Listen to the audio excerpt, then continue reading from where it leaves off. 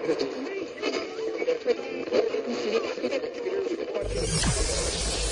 ready for unique, rare, and little-known treasures from the golden age of radio. You're listening to The Amazing World of Radio with Adam Graham.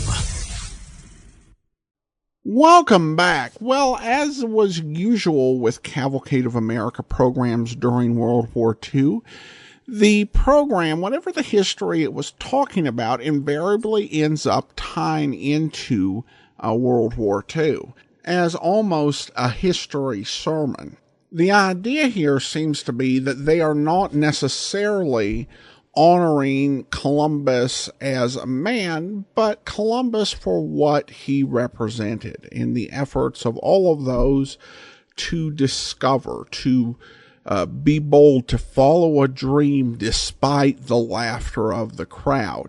And of course, this ties in not just to the United States, but to all of the Americas. This was a big focus of the good neighbor policy and presenting that entire vision and that entire celebration of what the discovery of the New World has meant to the entire human race. So it's a very different Columbus Day program. They use some humor and even some self-deprecating stuff on behalf of Orson Welles, as he would often do with these sort of specials paying tribute to historic occasions. So I hope you enjoyed this presentation, and we will be back with our next holiday. Join us for a Veterans Day episode of The Amazing World of Radio back on November the 11th. In the meantime, send your comments to box13@greatdetectives.net. From Boise, Idaho, this is your host, Adam Graham, signing off.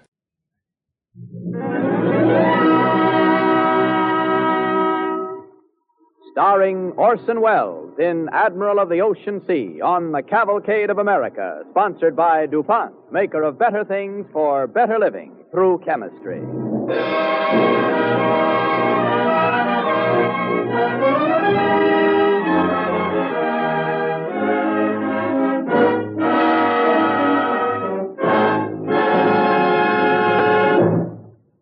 Good evening.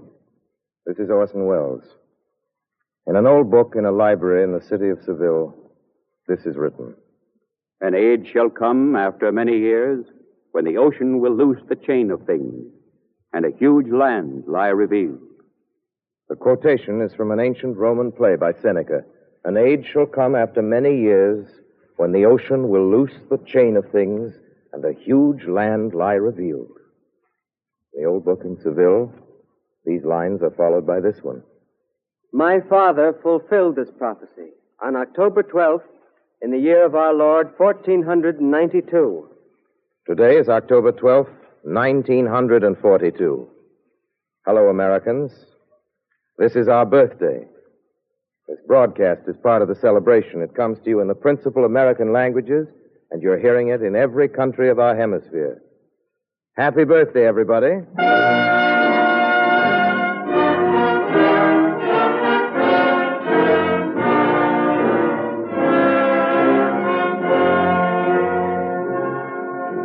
Happy birthday. Maybe you'd forgotten. In 1492, Columbus sailed the ocean blue. That's right. 4.5 centuries ago this morning, Columbus found a new world. Mr. Wells, that's a rather dangerous statement. Oh, why's that? It isn't clearly established who first discovered America. I'm a full professor of crobiology, andobology, and cretinics. We're glad to know you, but what about Columbus? It is not precisely accurate to say that Columbus discovered America. You see, there's every historical evidence to show that the land masses of the Western Hemisphere were discovered many years, I might even say many centuries, before Columbus. To be exact, in the north and east by the Vikings under Leif the Lucky and perhaps Eric the Red. Oh, yes. The south and west by natives from the South Seas, traveling in canoes with cocoa nuts for sextants. In the west and north by certain Asiatic people, yes, bridging the Aleutian Islands, and perhaps I might Professor, I agree with you. A lot of men besides Columbus discovered America, probably some before him and many after him. Great names like Magellan, Vasco da Gama, Balboa, the Cabots. Hudson. Amerigo Vespucci? That's right, Professor. For whom this hemisphere is named. That's right, Professor. Now, here's my point about America's other discoverers. The great and the anonymous. The conquistadors, the priests, the prospectors, the traders, the trappers, the banderantes, and the leatherstockings. Every man of them who moved forward valiantly into any part of the uncharted darkness of our new world is a discoverer of America. Every man of these is Columbus, and Columbus is all of them. He's the first man who's going to get to the moon. He's the fellow with the courage of his dreams. I can fly like a bird. I can sail without a sail. I can ride my carriage without a horse. I can get to the east by sailing west. The sound you've been hearing was laughter. We bring you now the sound of an aeroplane, a steamboat, an automobile. And by the way, it turns out you can get to the east by going west, because the world is round. Of course it's round. Then why did you laugh at Columbus? Oh, me? Yes, you. Remember the egg story? The Egg Story. The scene is a castle in Spain. Columbus, who has just discovered America, is the guest of honor at a banquet. With nobody can Why all this fuss about Columbus? Yes, why? After all, You were discussing me, gentlemen? Yes, I see you were. Oh, well, we were merely saying... And no doubt you were saying that too much is made of my achievement. We were only remarking, my Lord Admiral. Yes. As the world goes, sooner or later, somebody else would have done it. Sooner or later. There's not much that I can say to that.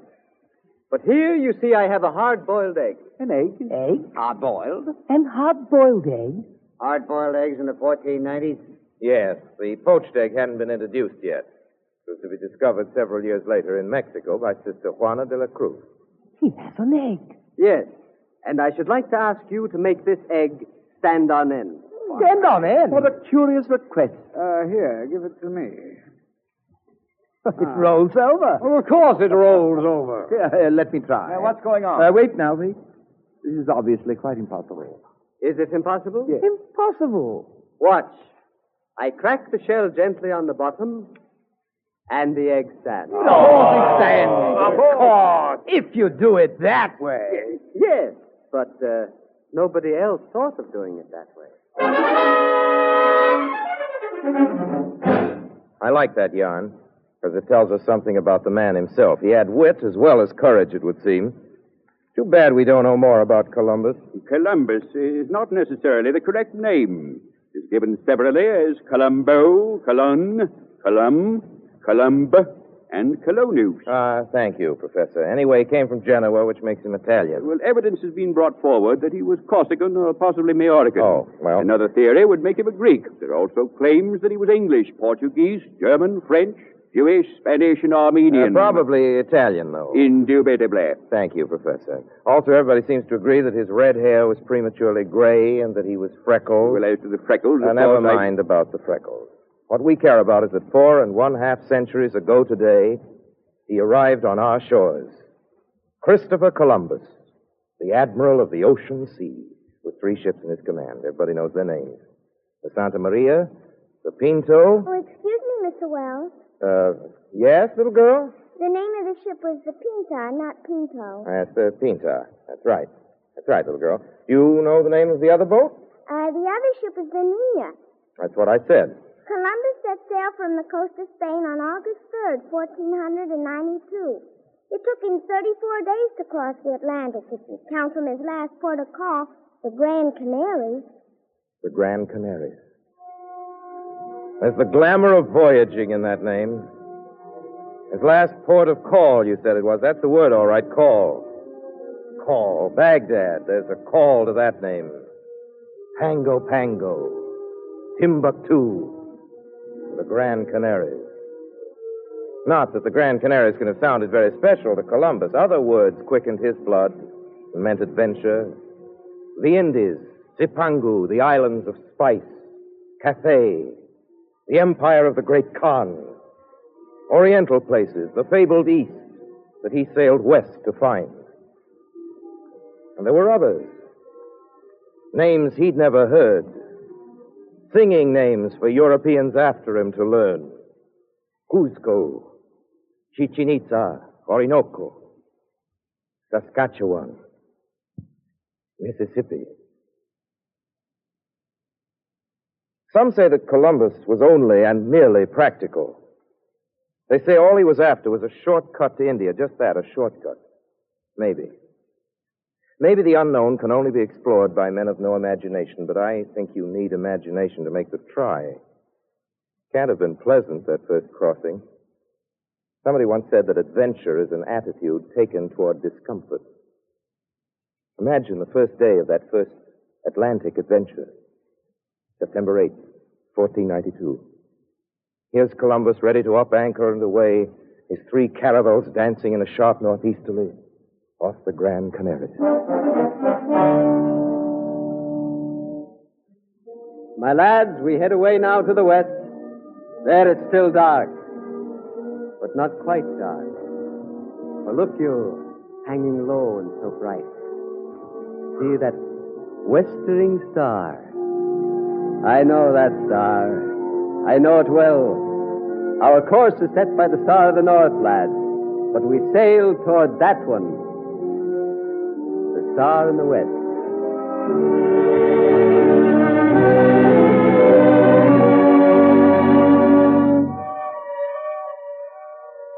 Walt Whitman wrote about that voyage. Passage to India, he called his poem. Passage to India. The medieval navigators rise before me. The world of 1492 with its awakened enterprise. Something swelling in humanity now, like the sap of the earth in spring. Passage to India. Struggles of many a captain. Tales of many a sailor dead. The plans, the voyages again, the expeditions. Dominating the rest I see, the Admiral himself. History's type of courage, action, faith. The knowledge gained, the mariner's compass, lands found and nations born. Thou born America, for purpose vast, man's long probation filled, thou ronder of the world at last accomplished. Passage. Immediate passage. The blood burns in my veins. Away, O soul. Hoist instantly the anchor. Cut the hawsers. Haul out. Shake out every sail. Have we not stood here like trees in the ground long enough? Have we not groveled here long enough, eating and drinking like mere brutes? Have we not darkened and dazed ourselves with books long enough? Sail forth. Steer for the deep waters only. We are bound where mariner has not yet dared to go, and we will risk the ship, ourselves and all. Oh, my brave soul. Oh, farther, farther sail. Oh, farther, farther, farther sail.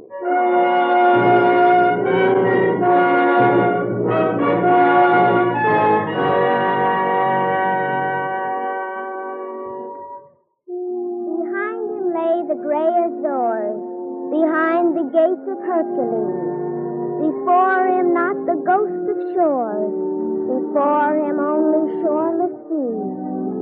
The good mate said, now must we pray, for lo, the very stars are gone. Brave Admiral, speak, what shall I say? Why say, sail on, and on. No child grows up in America without hearing again and again the story of that brave first voyage. My men grow mutinous day by day. Mutiny. Mutiny. None of us got through the 4th grade at school without learning that mutiny was the gravest peril Columbus faced. His men feared to go on, we were told, because they thought their ships would fall off the edge of the world. Perhaps we remember this so vividly because we learned it such a short time after we learned the world had no edge. The sailors believed in great monsters, sea dragons, fish that could swallow whole fleets. And their dread was real to us then because we'd just been told that dragons don't exist. And we stood with Columbus on these grave questions, on the side of light and logic, by the grace of a mere semester or two. Now, frankly, it isn't easy to reconstruct, to reenact a 15th century mutiny. I don't know how far the mutineers dared to go or got with that clear-eyed gentleman from Genoa. I don't know what they said exactly, but I can guess what it sounded like. Something like this, maybe. The Nazi war machine is invincible. Let's face it, he can't be beaten. We can't hold out against the Nazis. Now, of course, Columbus's men weren't talking about the Nazis back then. But it was the same kind of talk. He'll be in Moscow in 2 weeks. He'll take Russia by telephone. Hitler is invincible. You've heard that kind of mutiny. Remember? Well, there were dragons in 1492, and you could slip off the rim of the earth. But we know now that we can beat Hitler, just as sure as the world is round.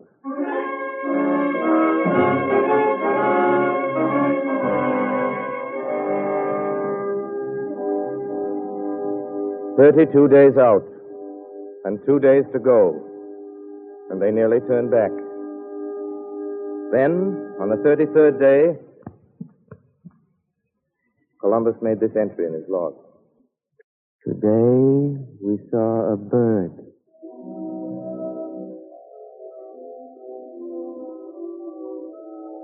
How can we understand a moment in time we never experienced? How can we anticipate something that has already happened? Well, let's try. No music, please. And I'm not going to say anything. We'll all just think about it. Try to imagine what it was like on that ship on that night. Mr. Admiral. Do you see a light there straight ahead? I think I do. Yes. There it is. Like a little wax candle. It rises and falls. It's a light on land. Or a little boat. It's gone. Wait a moment. May return. There it is. I see it too. Yes, I see it too. but no. Alas, it's a false alarm.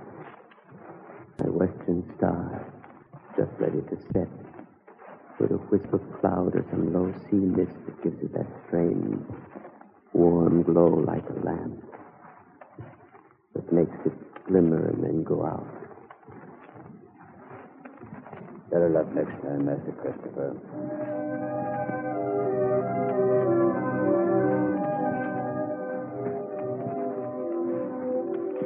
It's 450 years ago. This morning, 2 o'clock. The three ships speed straight on, their sails shining white in the moon that now has risen past full in the sky behind. Pinta leads. A brave trade wind now blows. The caravels roll and plunge and throw the spray as their bows cut down the last invisible barrier that lies between the old world and this new one of ours. A moment now. A moment. And an era that rose in remotest antiquity will conclude.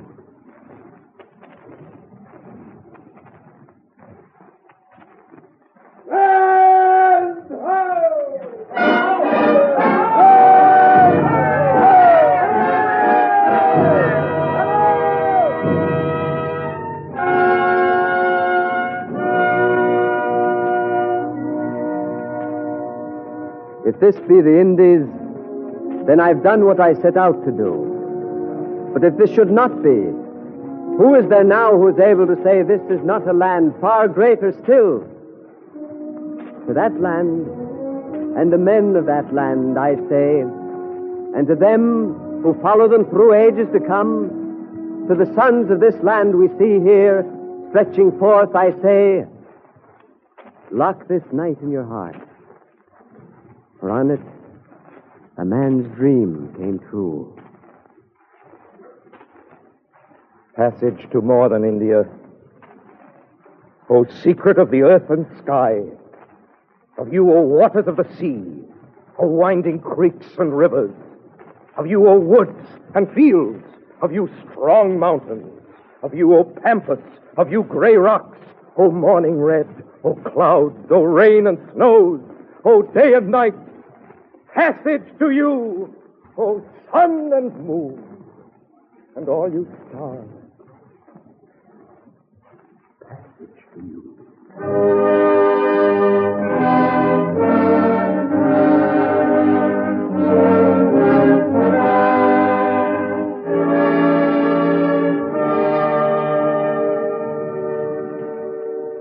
Columbus died without ever knowing what he'd found or how much there was of it.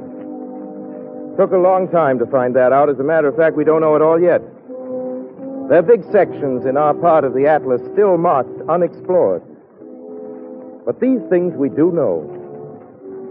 Our island stretches the length of the world.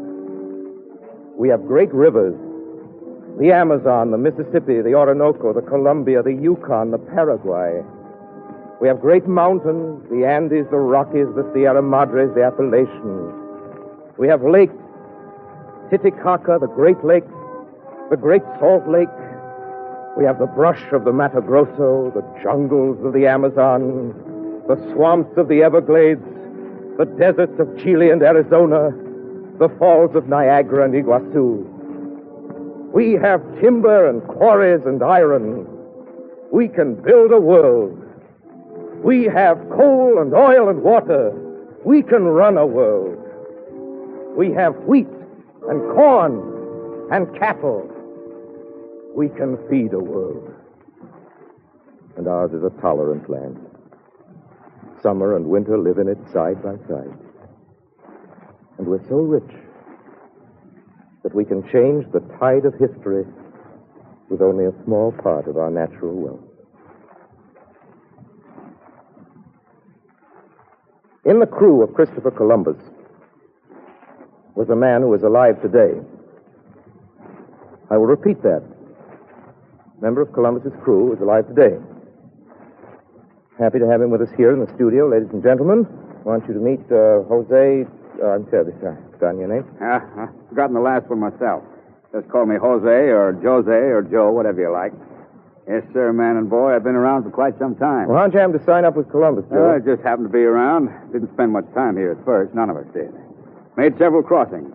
Ship with a lot of captains on all sorts of craft. The Mayflower, Half Moon, I've forgotten most of the names. Went all over. Fountain of Youth. Never found that.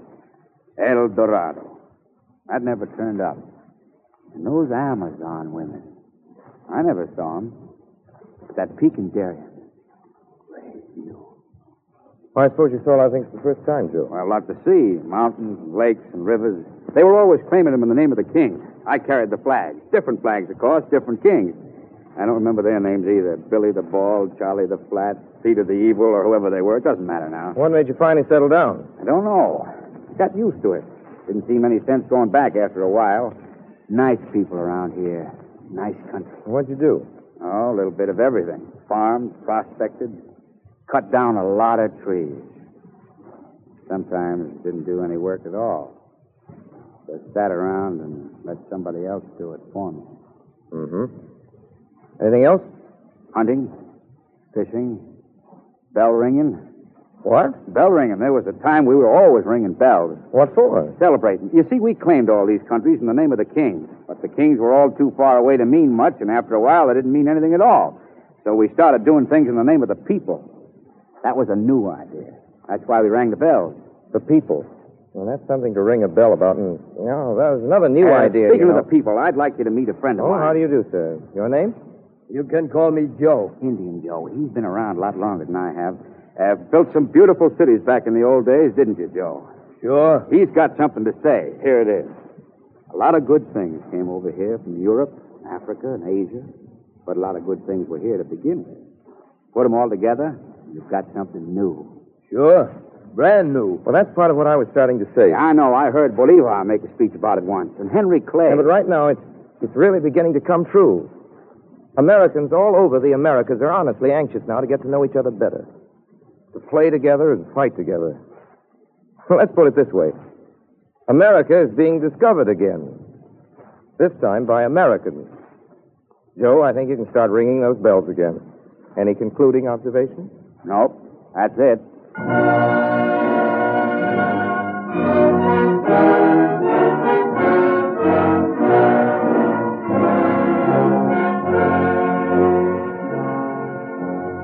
Well, everybody in the American hemisphere knows that this new idea we've been talking about has no stauncher friend than Henry A. Wallace, the Vice President of the United States.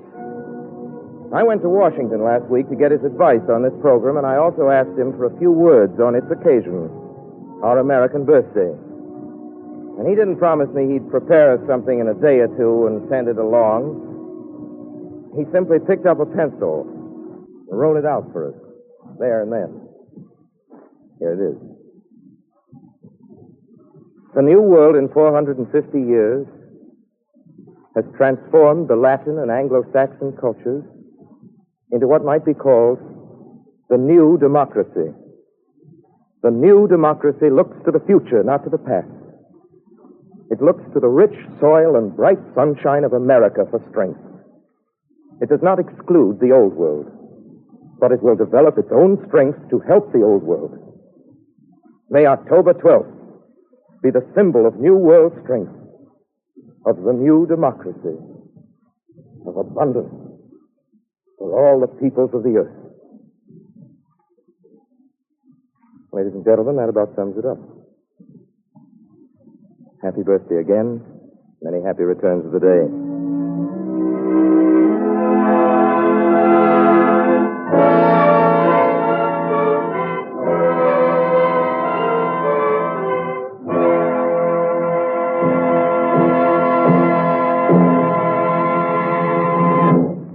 Thank you, Orson Welles. Explorers, those gallant men among our number who must always search out the unknown, who must always cross the misty line of the far horizon, explorers make many kinds of voyages. There are many kinds of explorers. But the discoverers of 1492 and those of 1942 were and are dedicated to one and the same aspiration, to widen the boundaries of man's knowledge. Today, America has a war to win, and all of our efforts are pointed toward its winning. The very urgency we feel that this war must be won springs from our faith that this, our free civilization, free to explore and learn, to improve and progress, is worth fighting for, is humanity's best hope for the future. Our enemies would drag us back into the night of ignorance and fear and poverty. We fight for the freedom to go forward, our freedom of conscience, the freedom of philosophers and artists to bring us added wisdom and beauty, the freedom of scientists to continue the epic voyages of discovery they make within the four walls of their laboratories, enriching the lives of everyone. Not riches of gold and ivory, not the perfume and spice of the fabled Indies, but new standards of health for the youngsters born today. Fuels and metals and plastics to streamline our whole idea of transport. New and better automobiles and airplanes. Maybe transcontinental trains of airborne gliders. New and better houses, prefabricated, clean and glistening, of unprecedented beauty and convenience, costing less to build and far less to maintain. Not the rubber Columbus knew as a strange black vegetable gum that seemed to be alive, but instead hundreds of types of rubber. These are only a few of the promises we glimpse just over the horizon of tomorrow's world, thanks to scientific discovery. Not tomorrow's dreams, tomorrow's facts. They are on the way. We fight this bitter war in order to win the peace.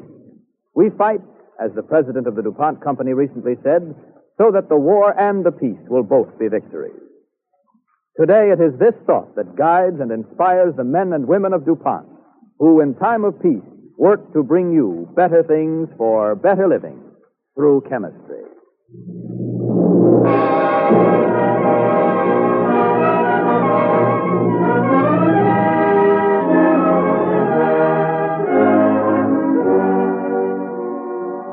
Next week, ladies and gentlemen, Cavalcade will present Madeline Carroll in a new radio play, That They Might Live.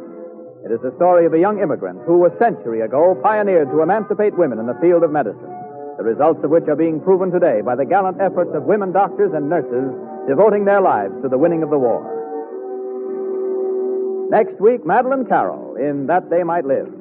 For tonight's program, Cavalcade is indebted to Little Brown and Company, publishers of Samuel Eliot Morrison's Admiral of the Ocean Sea, which was utilized in preparing tonight's play by Mr. Wells in collaboration with Robert Meltzer and Norris Houghton. The orchestra and musical score were under the direction of Don Voorhees. This is Clayton Collier sending best wishes from DuPont. This program came to you from New York. This is the National Broadcasting Company.